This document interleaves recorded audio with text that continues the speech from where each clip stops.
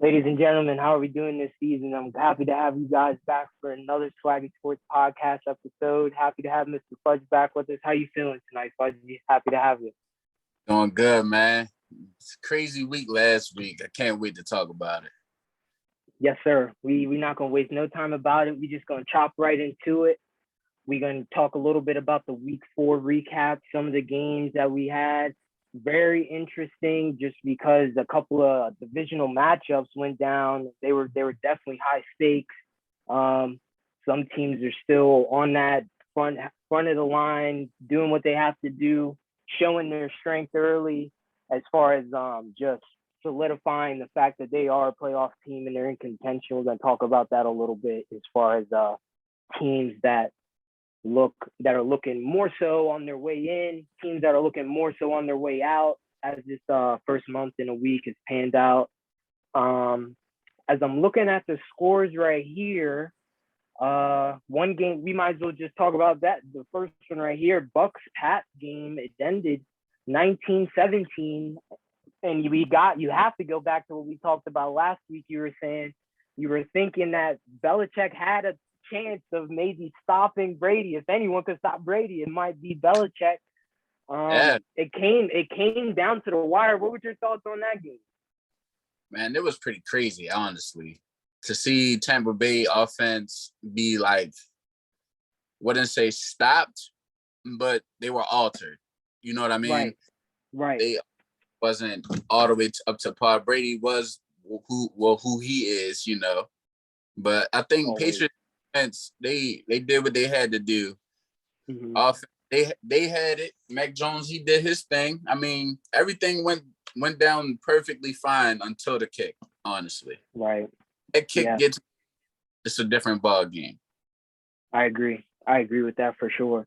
And it was nice to see, obviously, because he came back for the homecoming, and there was just maybe thoughts maybe Brady could crack this offense, this powerhouse offense. They didn't have Gronk out there, which honestly I feel like you could tell, because the first couple of games Brady has been favoring Gronk a little bit.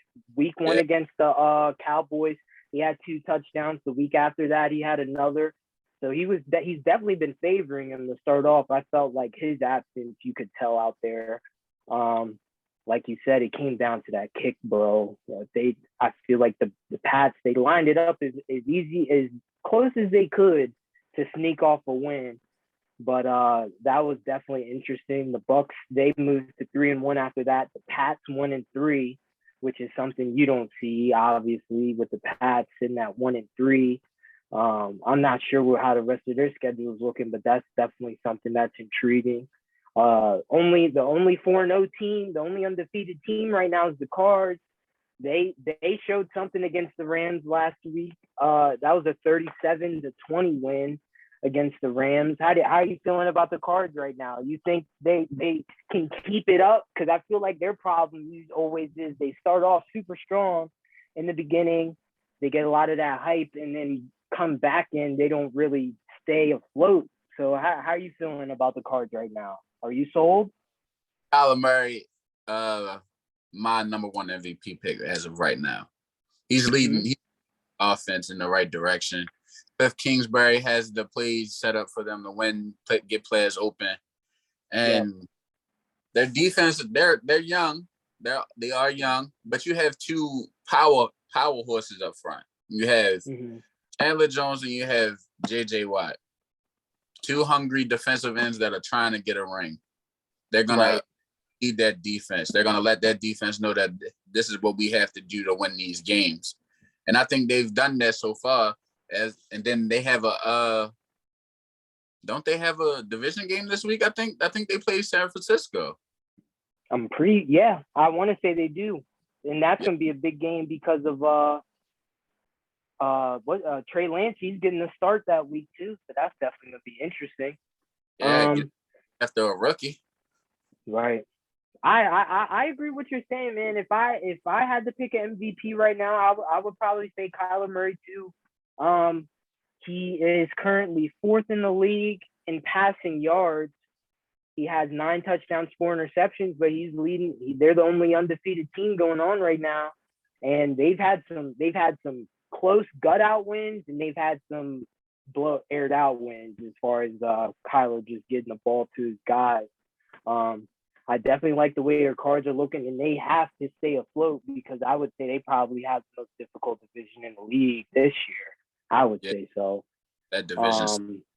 It's probably gonna come down to a 2-team race though. Sadly, Russ, out for 6 to 8 weeks. Right. So probably just gonna be them and the Rams, and the Rams are probably gonna be looking for some get back after, that 17-point loss. Look at home. For sure. That's definitely a huge loss for the Seahawks. I mean, hey, that man Gino, if you had asked me, if it wasn't for Lockett hitting the guy and tripping, I feel like that would at least have been a completion or incompletion, not necessarily an interception. Obviously you take Dangerous out of that offense, it's not nearly as potent as what it should be just because his arm strength, his way to extend the field, extend plays. But it'll definitely be interesting to see how they look with Gino in there because he definitely looked poised. You know what I'm saying? Considering you throw him in there, he hasn't played in years. And you throw him in there, it seemed like he knew the offense well. He was making his checks at the line. Like I said, it ended up short with that interception, Lockett falling, but it's definitely going to be interesting. What else? Seattle honestly needs to get a running back. They need Chris Carson. They're going to need Chris Carson since Russ is out. They're going to need Chris Carson to take the load off of Geno. You can't have him out there 40 times a game. It's going to be two defenses to just drop back and wait for him to make a mistake. Yep, I agree.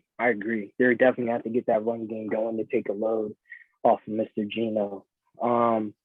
Let's see what else we got going on. We got Bengals Jags. That Thursday night game was interesting. We talked about Bengals are sitting in the top of their division. Ravens are right under them with the same record, but you gotta like how the Bengals, and me personally, I just thought I felt like they needed to go O-line, but they're obviously proving me wrong, because they're panning out well right now. But I would love to see them in the playoffs this year. Just to see what Burrow can do. Yeah, man. Bengals, they have a different type of swag to them. It feels they have a different type of swag. It's not like a high-powered team that has that, those big names, right? And that, right.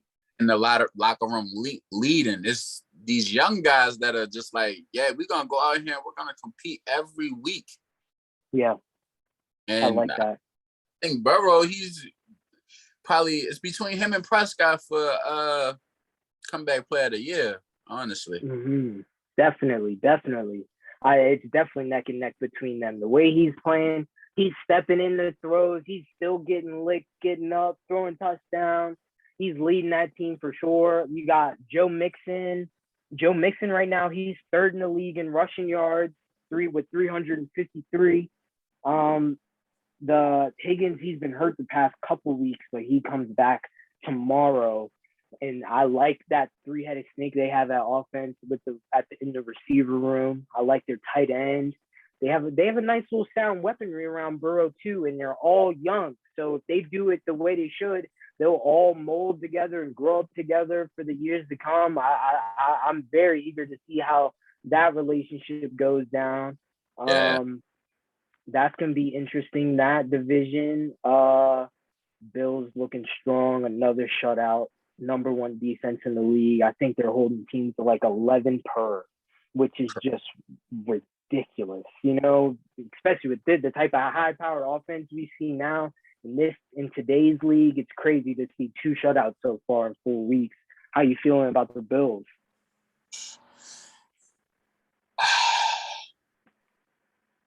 I think with the Bills, we'll see if they're for real this week. Going up against the team that kept you from the Super Bowl. Mm-hmm. If you could see if they could take that next step.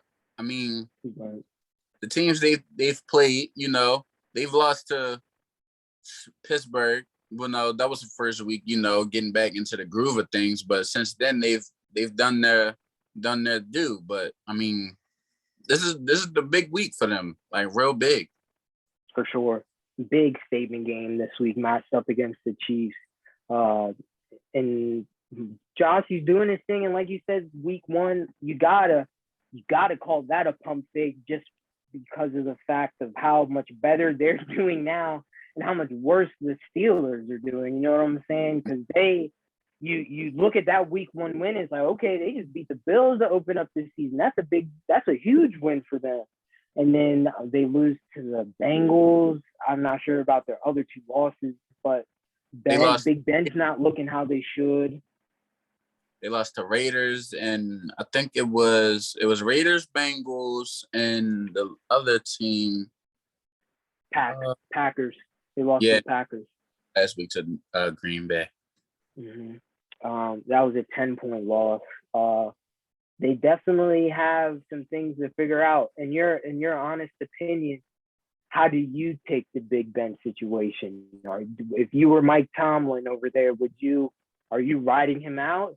Or are you starting to maybe necessarily think, should we start getting Mason Rudolph involved? Should we start getting Dwayne involved because Big Ben isn't looking how they should? Or do you trust him? He'll figure it out to finish out the season. If you're Mike Tomlin, what do you think? If I'm Mike Tomlin, I'm going to give his ass one drive. One drive. You got to show me something. First drive. Honestly. I need a couple first downs, at least field goal range, huh? Yeah, I need something. You got to show me something. This arm, what you got is, you killing us right now. And I think, honestly, Mike Tomlin, I would give Najee Harris the ball way, way more. Because you draft a running back to take the load off of Big Ben from throwing the ball 50 times a game. You're still throwing the ball 50 times a game. It's something that's not adding up. Your math ain't mathing right now. Yeah. So for sure. Give Najee the ball on the ground and let him run. Yeah. Definitely got to get him more involved. The fact that, like you said, he's throwing 50 balls a game. It's interesting to see. Definitely interesting to see that they trust him that much with the ball in his hand to make the plays for the team, as they rightfully should, because he's been doing it so many years. But you pick up Najee, you gotta get him involved because I think he's a game changer for sure. Yeah, and you only get better with the more touches you get. Mm-hmm. For sure. Let's see. We could probably get into the first question now. I just wanted to. It's a basic question. It's talked about all the time. I just wanted to bring up the conversation. Just in today's league, which position do you think is harder now, receiver or DB?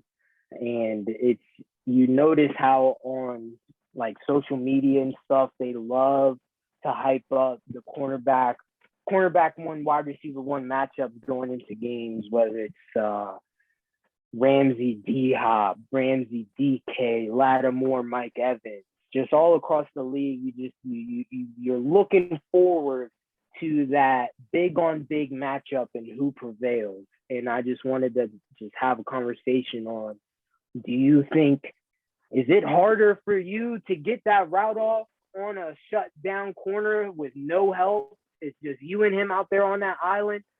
Or is it harder to guard the route, know what he's running, knowing the down and distance, knowing where the sticks are, where your eyes need to be, where you think the ball's anticipating throws, which just a little conversation, which do you think is harder for covering or receiver or DB?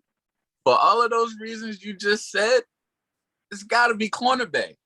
It's got to be. That's why Jalen is so good at what he does. He checks all the boxes. Right. He knows what drops. He knows everything. And you can honestly argue that wide receiver is too, because of going up against a corner like Ramsey. Somebody that knows out, somebody that's gonna watch your film and know what you like to do, what's your strengths and what's your weaknesses. It's a pretty hard question, honestly. Mm-hmm.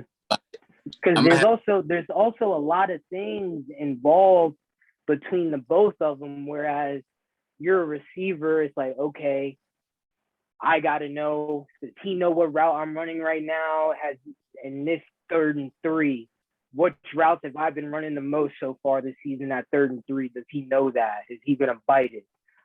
You have to have the connection, the conversation with your quarterback, because if the quarterback is off timing on the route, that can be a pick right there. Not even necessarily because you ran the route wrong, but because maybe the quarterback got it there a little early or too late on the route. You didn't turn your head over quick enough, and Trayvon Diggs, Jalen Ramsey, they're biting on the rock. Gilmore, they're biting on it, and they're taking it the other way. It's very interesting. I just wanted to read out a couple of stats based off the matchups, some of the top tier matchups we've had so far this season, all off of next gen stats. So we had on that Thursday night game, it was Lions, Seahawks, Ramsey versus DK. Both of the players, they played 100% of the snaps. They all played the 60 snaps that were during that game. They had 8 targets between the two. Now, I'm going to ask you before I say it out. Do you think Ramsey got the better of those 8 targets or DK? Honest answer, just off the rip. Honest answer, I think if a wide receiver score on you, I think he got the ups. And you don't catch no interception, he got the ups. Okay. Okay.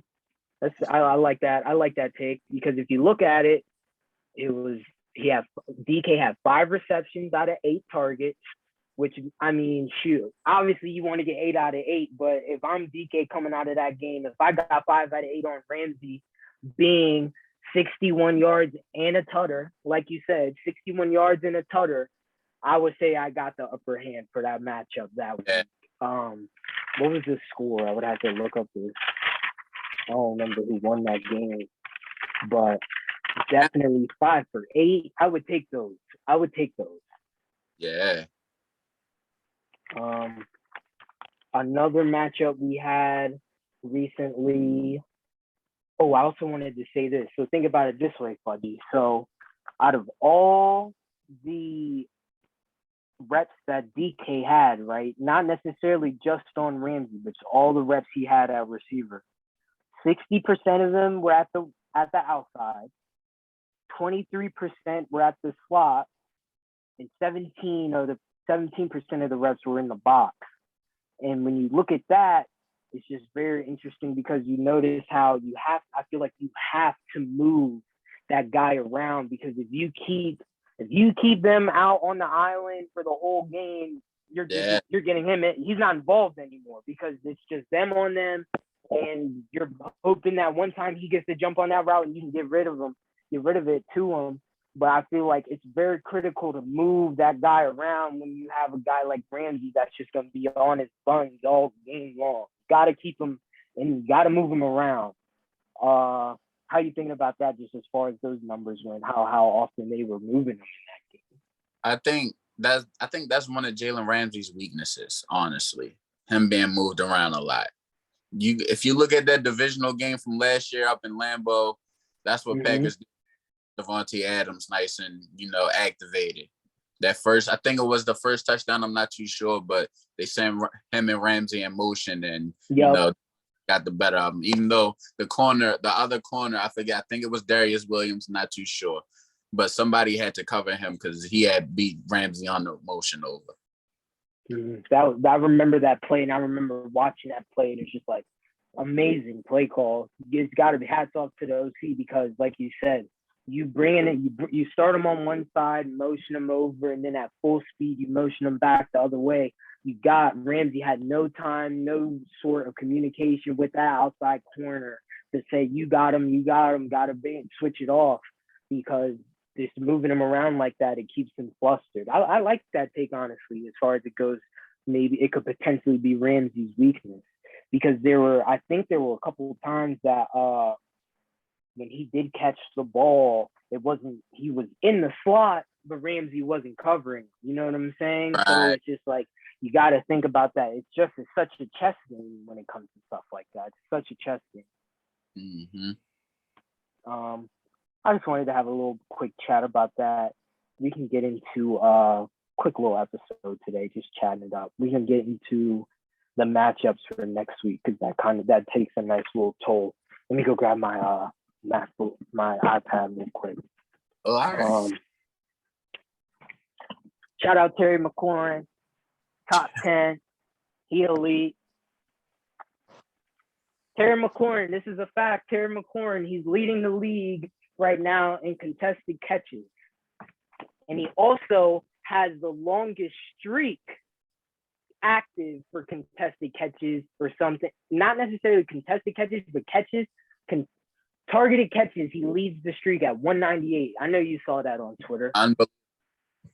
Unbelievable. And how many quarterbacks has he had? I was just about to say, you got it. It's at least, I can at least count on one hand how many quarterbacks he has. Case Keenum, Dwayne, Taylor, who else? Yup. Colt McCoy. Colt. Did he ever get any Josh Johnson action or not that year? But the year after. Okay. So at least 5. And I've been saying this since the beginning of the season. When he didn't get that, he got snubbed for that top 100, bro. Player top 100. I thought that was ridiculous that he didn't make it.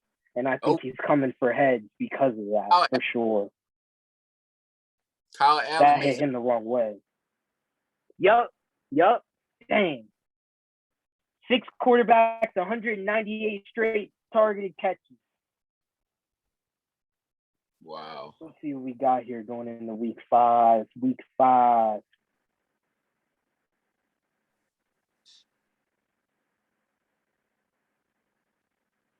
We can start off with Washington if you want. We have the Saints at home. Now, it's definitely interesting how the Giants got the win off of them. They had a 27-21 win against the Saints last week. I think that kind of helps Washington in a sense because I personally wasn't expecting the Giants to win that game. Yeah. So I definitely think it could show a sense of vulnerability towards the Saints side of things. How do you think that game goes? If Washington can spread New Orleans out, I think if they can spread them out, put Gibson in the slot, McKissick on the other side of the slot, get those guys on linebackers, and I think the offense can move because defense, they all there. I mean, they lost Trey Hendrickson in free agency to Cincinnati, but they D-line still has some headers. You got Cameron Jordan, you got Onyemata up there still, Mario Davis, Michael Jenkins, of course. And then we also have a premier matchup on the outside. You have Lattimore going up against Terry, 2 old college teammates, at Ohio State. So, that could be pretty nice. Yeah, so I think if they can spread them out, we can spread them out. I think we can get the dub. And as far as the defense, you got to stop Kamara. You have to. This is the big week for the linebackers, honestly, because that's who's going to be matched up with Kamara. It's the linebackers. Yep, definitely. I was going to say the same thing. We lose Bostic for the year, and it's time for Jamin and Khalid Hudson to step up. I think Khalid can actually prosper in this defense. He can be. I agree with that. Do you remember Ravens? Yeah, bro. Yeah, obvious. Like that type of guy. Yeah. I could see him in that role. I could see him in that role for sure. I agree with what you're saying. I think defensively, if you got to key Kamara, AK-41, have to this week. Huge matchup with the linebackers. Like you said, Bostic's out. We do need to get Hudson involved more somehow. Have to find a way to get Hudson more involved, which he should, because we didn't pick up another linebacker and Bostic's out. So he should be getting some reps. I like that take offensively if we can space them out, which is crazy to say because just to think of our offense being spaced out, you couldn't have Right. told me that. But hey, Taylor at the helm, it's not even that he makes the crazy decisions, but that's what makes him who he is. You know what I'm saying? That's what makes the spark happen on offense. He's fine. He does something ridiculous that shouldn't be done.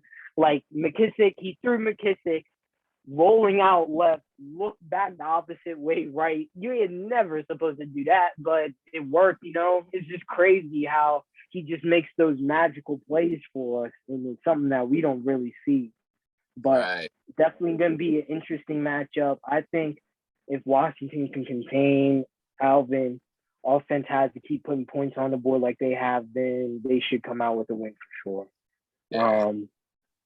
Let's see what else we're working with. Tomorrow we have a game in London that starts at 9:30. You getting up for that one? 9:30 London game? Of course. Gotta get up for that one. We'll be there. My Jets at Falcons. My rookie of the year pick was Zach Wilson. So I'm pulling for him in every single kind of way. Seeing him that too. me hope. Yeah. I'm gonna go. Jets had the huge win last week against the Titans. Falcons coming off a loss. They're in London. No home field advantage. I would like to see Zach Wilson light it up for like 3 tutters, couple 200 something.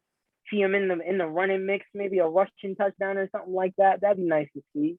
Right. Atlanta, I think Calvin Ridley's out. Yeah, Calvin Ridley is not there due to a personal matter. So it's going to be rough for Matt Ryan to find somebody to throw it to. But Cordell Patterson has been pretty surprising this year. Pretty surprising. On Washington last week had 3 tutters, 2 catching, 1 rushing. He balled out. Yeah, I mean, you can get him involved. You never know because he's a Swiss Army knife out there, man. You see him all over the field. Yeah. That'll be interesting. Let's see what else we got. Pats at Texans. This was I think Pat should come. They should, I would hope, could find a way to come out with a win here. If not, they'll fall to 1-4. Mac Jones, he's not. I said this last week a little bit last week. Like, out of all the quarterbacks, the rookie quarterbacks drafted this year, Justin Fields did have a game last week, but you have to say that out of all the quarterbacks so far, he's shown the most promise, the most secureness in a sense as far as whether or not he can really play in the league. I would say. I think the Pats will come out with a win there against the Texans. I think Davis Mills is still in the mix. Not sure what's up with Tyrod, whether or not he can bump or not. But what you thinking? Patriots at Texans. I'm gonna take the Pats in this one. Their defense will be overwhelming. I think you have J.C. Jackson and Jonathan Jones, Devin McCourty. That chemistry in the back end is gonna be too much.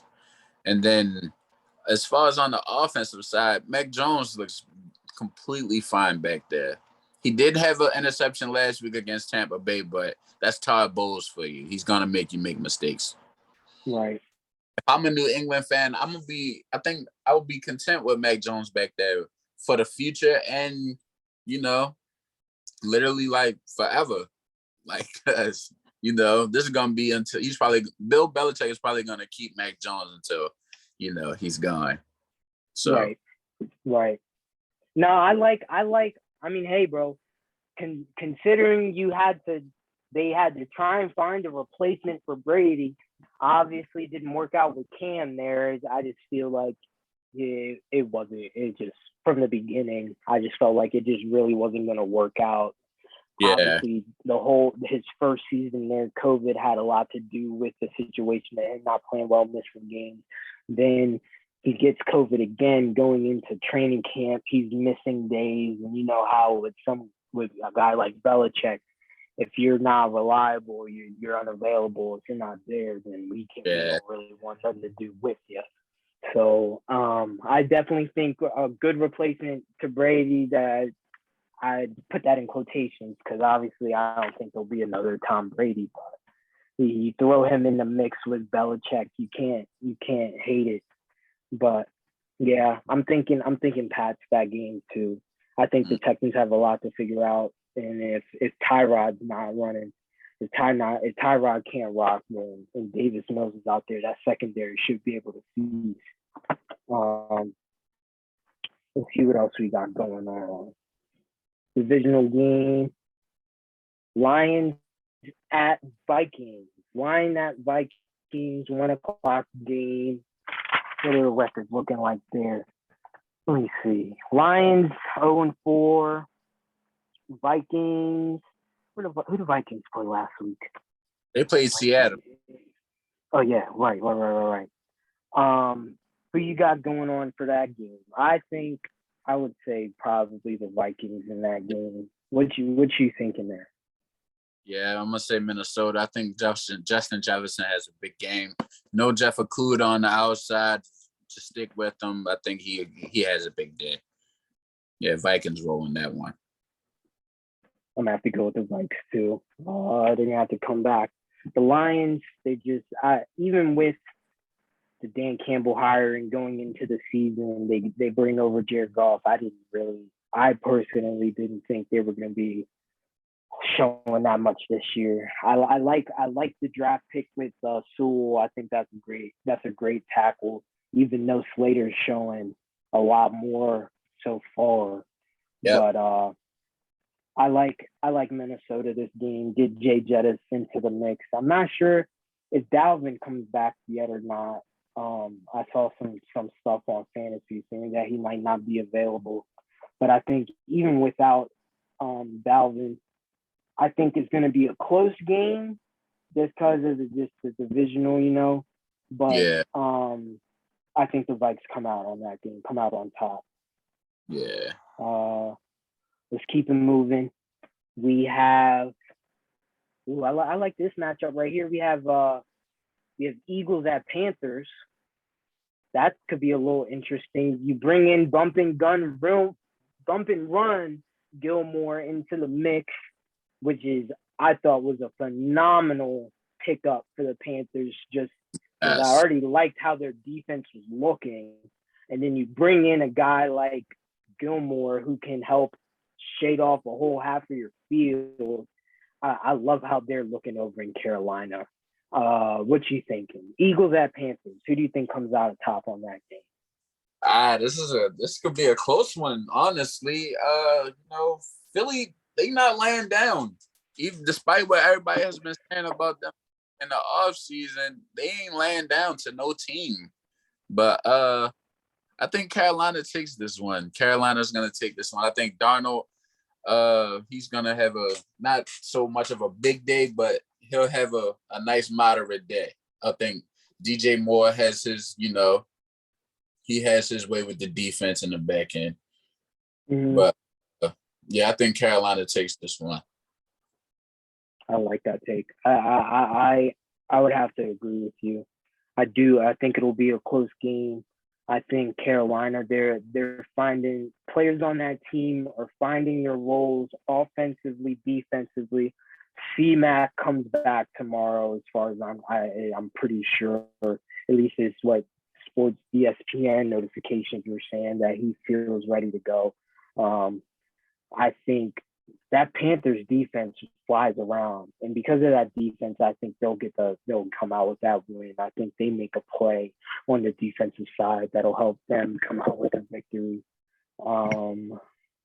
As far as the secondaries in the NFL, I have Panthers up there very high. You have J.C. Horn, you have Dante Jackson, you just added Gilmore, and you have Trey Boston in the back, who's a nice veteran who's been there, Right. And you also have C.J. Henderson, who's young and can fly around.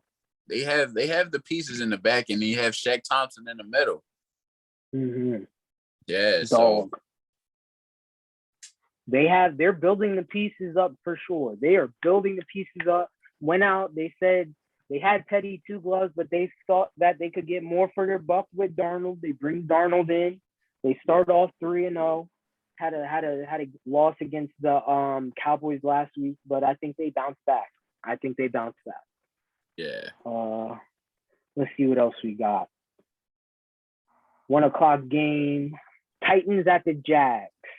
You have the Jaguars. They're sitting 0-4. A lot of situations going on off the field regarding their head coach, who let's not get into for other reasons. I hope that they figure that stuff out soon. But Yeah. Titans at Jags. Who are you feeling that week? Tomorrow, who are you feeling? It's gonna be the Derrick Henry show tomorrow. It's gonna be the Derrick Henry show. King Henry talk tomorrow. Yeah, it's the King Henry show tomorrow. I like that. I think Titans, they're coming off a loss that I don't think they were expecting from the Jets. Coming off a loss from the Jets, I think they're gonna want to bounce back righteously. Yeah. And then definitely would involve giving Henry the rock. And then going up against a division rival, it just makes it extra sweet. Yep. Definitely, I would pray for the Jags tomorrow. I don't think they got some stuff to figure out on and off the field.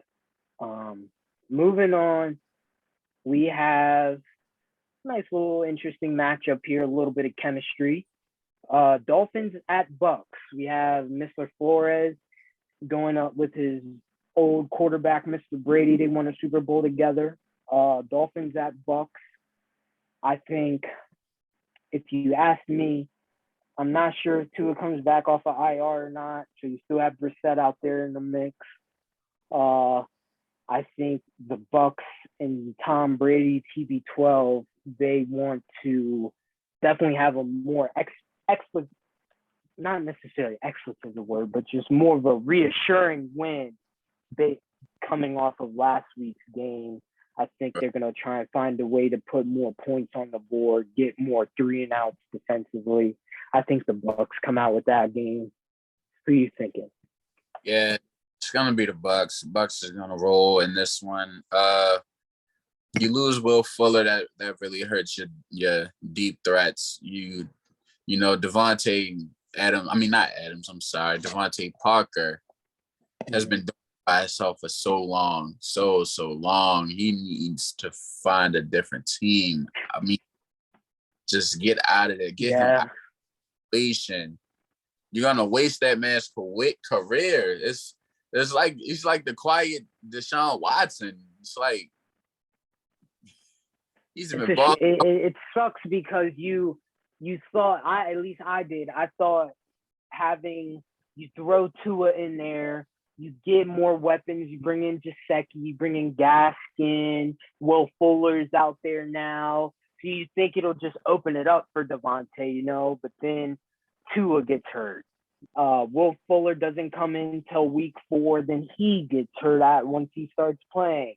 And the injury bug is kind of up in Miami right now. I feel for him. Shout out to Chi. I know he's hurting.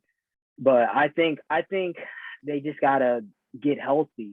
They got to get healthy for one, because I think no matter what, we talked about a little bit last week, their defense can hold their own. They're ball hungry. They got some ball hawks out there in X Howard, Byron Jones, Jerome Baker. They have the defense. They're figuring it out. I just think they need to stay healthy. And once they stay healthy, you can really see how they look at full strength, because you can't really see how they look at full strength yet because they haven't been. But it'll be interesting. I do think the Bucks come out though. They honestly need to get Jalen Waddle more involved too. I think. Right. They need to get him more involved. Him getting the ball enough. You draft him to get that man the ball. You got him for his playmaking ability, his deep threat, his everything. He can do anything, jet sweeps, anything works. Right. I agree with that. He's a slider. Once he gets the ball in his hand, he's gonna fly. You got to find ways to get him involved in the offense. So, let's see what else we got. We got 8 more. We'll get through them quick. Packers at Bengals. Now, we just hyped up. We had a nice little talk about Mr. Joe earlier, liking the way they're formulating things in Cincinnati. They're on the up and up. They're on the way up. The Packers, they come into Cincinnati. Who do you think comes out with that win? I think this game is going to be a shootout, honestly. It's going to be a shootout. But Packs roll 34-31. I'm gonna give you a score for that one. Just because there's no Jair Alexander on the outside. So who's gonna be Chase? Who's gonna be in the middle for Tyler Boyd? You got Uzama at tight end, so right. Yeah, it could be a good one. Definitely a huge loss going into the game, not having Jair out there. Still don't have the Darius Smith out there. Offense, in Green Bay, they're going to hold their own no matter what with right. Aaron. I like that. I like that score. I wouldn't be surprised if it was a shootout too. I think you have Joe going into this game. He's going to probably have a little bit of more motivation because he's going up against a quarterback like Aaron Rodgers, wants to prove himself that, right. Hey, I'm up next. You know what I'm saying? He might make something shake. I think it'll be interesting too. I would see the Packers coming out with the win, yeah. But I wouldn't be surprised if it was a shootout as well. I like that take. Yeah. Let's see what else we got. We have, this could be interesting too. Broncos at Steelers. Broncos at Heinz Field. Now, like you said, we should. If you were a fantasy coach with Mr. Najee, you want to see him get more touches. Need to see him get more involved. The Broncos, they started off 3-0. They just had a somewhat crazy loss against the Ravens, just because it just took like a couple late splash plays to kind of give Ravens the heap over them. It's kind of close, but right. What you thinking there? Broncos at Steelers. Talk to me. No Teddy Two Gloves. I'm gonna have to take Steelers. I'm gonna have to take the Steelers on this one. But if the Steelers want to win this game, you have to give Najee Harris the ball this week, because just like the Panthers, the Broncos have a nice back end as well. Yeah. They go toe to toe with that wide receiver core in the Pittsburgh locker room. You have Ronald Darby, you have Kyle Fuller, you have Bryce Callahan, you have Justin Simmons, you have Kareem Jackson. I apologize. And Patrick Surtain. I mean, that's a back end for sure. And like you said, that will match up. They should match up toe to toe with that wide receiver room in Pittsburgh, who I think if all nonsense aside, all TikToks aside, if you have that wide receiver room in Pittsburgh on paper, it's one of the best in the league. You can't say it's not. Yeah. So for them, I like that matchup going tomorrow. That's going to be a matchup to look out for. Just how which room does better, that Broncos DB room or that Pittsburgh's wide receiver room. But also, like you said, I feel like if they don't get Najee involved more, even if in the passing game, they just need him with the ball in his hands more because he can make plays. Yeah. And hopefully I did not know Teddy Two the Gloves was out though. I did not know that. That's crucial. Yeah. Hopefully they O-line the Steelers hold up. Hopefully hold up. Most of Big Ben's interceptions has been him flustered in the pocket a little bit, and he's off on the throw. And you have Von Miller and you have Bradley Chubb coming at you. So let's see. That don't get easy. It'll definitely it might be a doozy, but I see the Steelers win too. If they wasn't involved, I mean, you see what'll happen with Drew Lock. The receiver room in Denver is not strong right now because of the injuries. I would expect Steelers to come out with the win. Yeah. Now we're getting into the 4 o'clock window. 4 o'clock window, we have Bears at Raiders. Bears at Raiders. Talk to me. What you thinking? That's another tough game. I think Raiders bounce back this week. But in old fashion, of course, overtime. I think they're going to overtime in this one again. Again. 20-17. I think Raiders will win this one 20-17.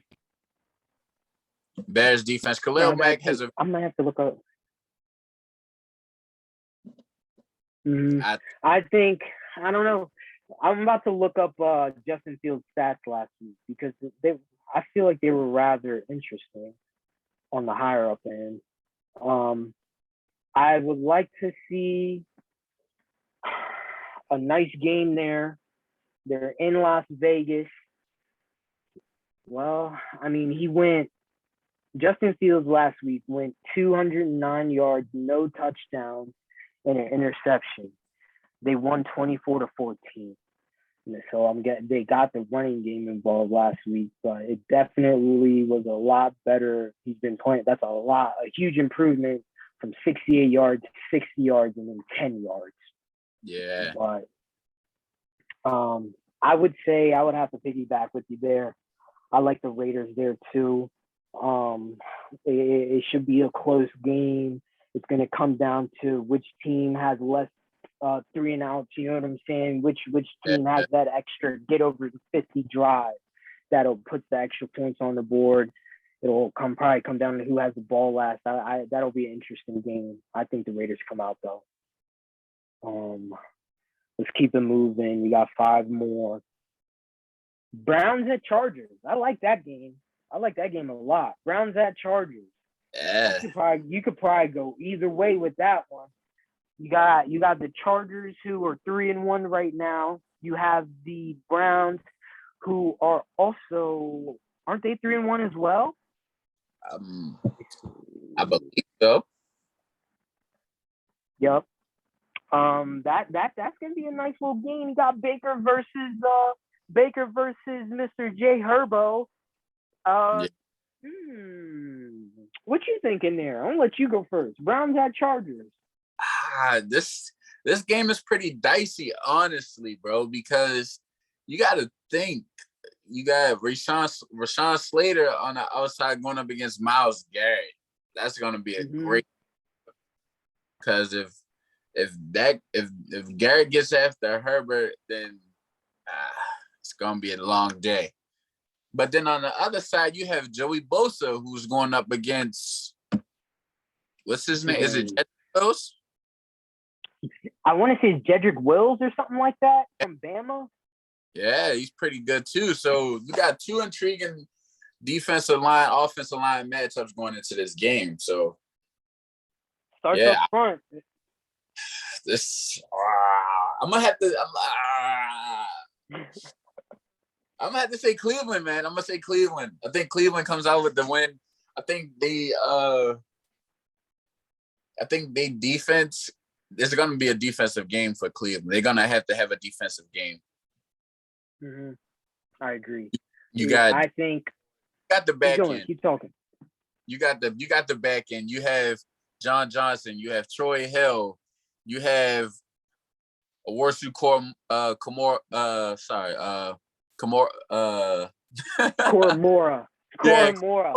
Yeah, that's. I just call him the Joker. They called him the Joker in college, so I just go off that. Yeah, and you have Denzel Ward on the outside. They have a nice back, and if they can piece it together, I think they can come out with the win. But Herbert, man, he ain't no slouch. He's proven. Himself. He's proven himself that he can extend them plays. He can get the ball where it needs to be at the right time. Them off schedule throws he can make.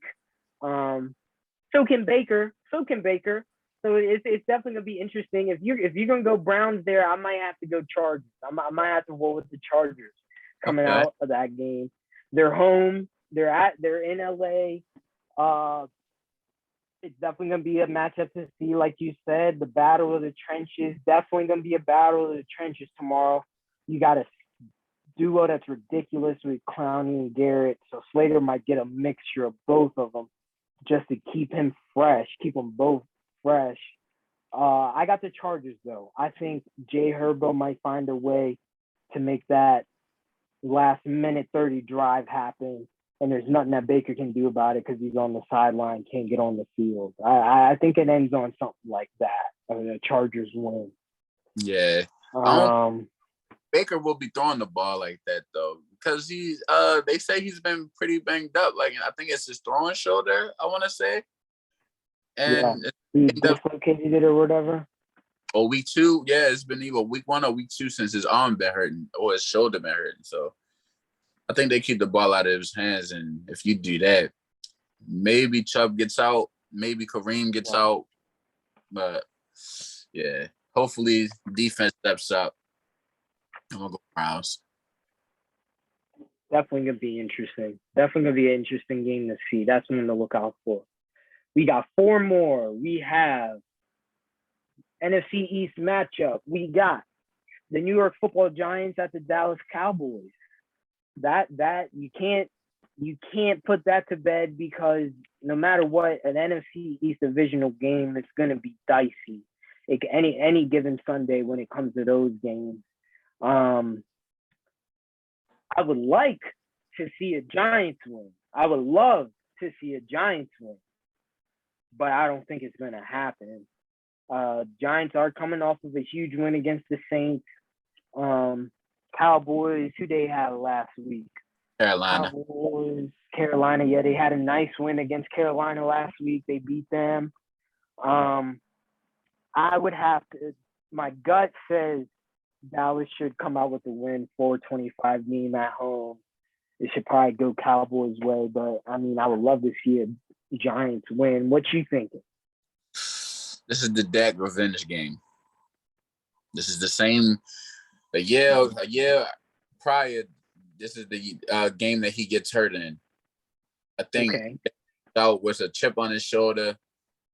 And I think Cowboys rolling this one. Also, for another week in a row, Giants don't have Darius Slayton or Sterling Shepard. Wow. Critical. And you have Trayvon Diggs on the outside, who has been like immaculate on the corner tip this year. Mm-hmm. And he's going to go up against Kenny Galladay. But not only that, I mean, to throw a wrench into all of this, Daniel Jones has played pretty good. He has played pretty good. So player of the week last week. So if he can keep it up and you get Saquon in the mix, I mean, it could be closer than we think, but I think Dallas will roll in this one, I think. I agree with you there, Fudgy. I didn't realize it was the year anniversary for Dak when it comes to his injury. That, like you said, that should put a little bit of chip on his shoulder, a little bit of out for revenge type of feeling. Daniel Jones has been playing well, 400 yards last week in the Saints win. Go-ahead touchdown to Saquon to close it off. But, yeah, I think the cards lay more in Dallas's favor, being that they're home. Dak's year revenge game, I think they should come out with a win. Let's see what else we got. We got 3 more. Another divisional game. That's gonna be a nice doozy. We have the 49ers at the Cards, 425. Trey Lance's first career start. Cards are rolling in 4-0. What you thinking? 49ers at Cards. As I said in the beginning, Kyle is my leading MVP. I think Cardinals get it done, but in close fashion. Let me ask you, quick little prop bet. Kyler Murray, over 2.5 touchdowns, over under 2.5. I'm gonna say over 2.5. Okay. One round, 2 in the air. Okay. Okay, interceptions because he's 9. His ratio is 9 for 4 right now, which leads the league with 4. Over under 1.5 interceptions. I think he's under 1.5. He'll just throw one. I think he'll throw one. Kyler's good for an interception. You mean? Yeah. I mean, wrong. Kyler is one hell of a player, but I think he takes chances sometimes. Like he might see it, and it might not be there, and he'll still throw it. But yeah, under 1.5. I like that. I think I like the Cards this game as well. Undefeated. I think like their offense right now, man, it's looking very tough to stop. They're putting up explosive numbers every week. I'm not sure. Don't quote me on it, but I would say they're at least over 25 points a game. Except what was the score of the Vikings game that ended in a field goal? I want to say that was in the 30s. No. Yeah, I think it was 34-31. I want to say, or like 37-34. One of those two. I know it was in the 30s. Yeah, so their offense is up. They're putting up points every week. 49ers, they'll have Trey Lance at the helm for the first time at the beginning. He'll be starting. That's definitely going to bring a lot of jitters within him. I don't think it goes perfect. So I'm going to have to go with the Cards for that one. We kind of talked about this one already. The Sunday night game, Bills at Chiefs. It would be very interesting to see the Bills. I'm gonna go with the Bills. I'm gonna roll with Bills Mafia here. I'm gonna roll with Bills Mafia. I'm gonna roll with Josh. I'm gonna roll with Diggsy over in Buffalo. I want to see them prove that, yeah, they got him in the AFC Championship last year, but they're coming with a vengeance. I would like to see the Bills come up with the win next week. I'm picking the Bills. Who you got? Talk to me. You coming over at Bills Mafia, or are you rocking with Chiefs Kingdom? It's crazy because I didn't think I was going to be on the fence like this coming into week 5 like this. Because Chiefs, they give up a lot of points. Their defense is not looking how they should. They give up a lot of points, and the Bills put up a lot of points. So this is going to be a high-scoring game. It could be Chiefs and Rams 2.0. It could be that, honestly. It could be that. Remember you said that, Fudgy. Remember you said that. I wouldn't be surprised if it came out like that too, dog. That's a good point. That's a very good point. But you also have to take into account how good the Bills defense is playing right now. And how I'm not going to say Mahomes is playing bad, but for Mahomes' standard going into October, it's not the best.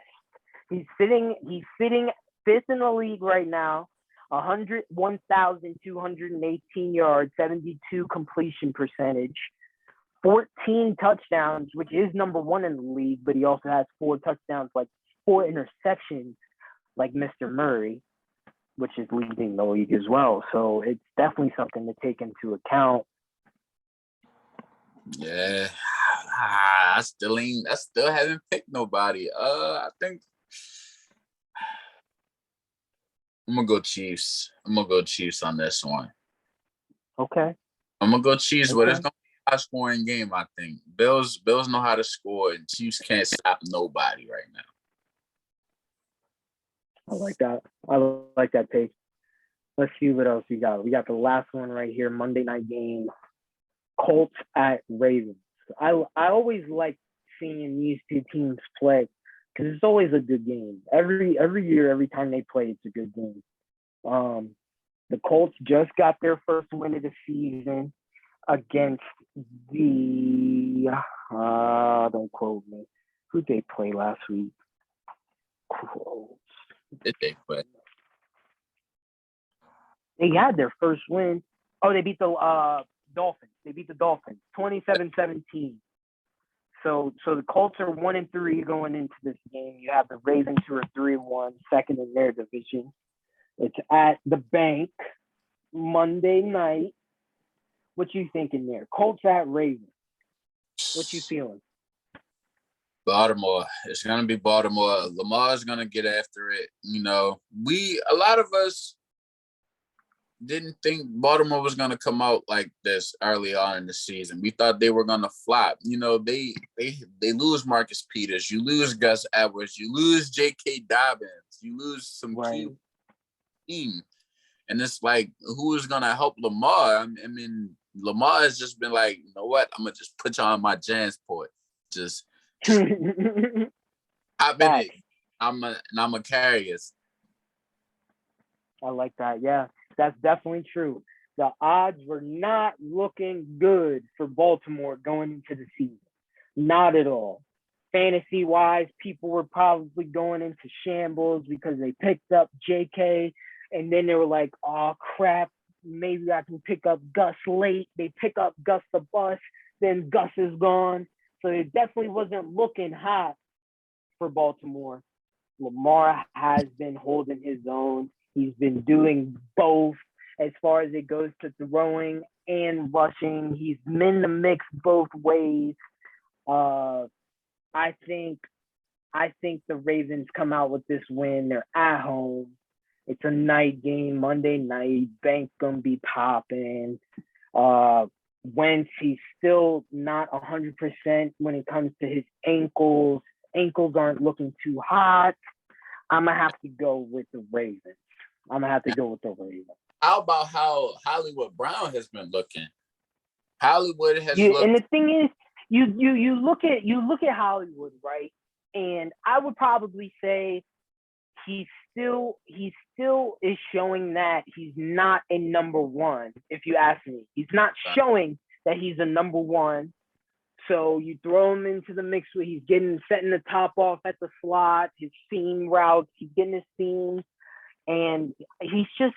I need to see more consistency from him.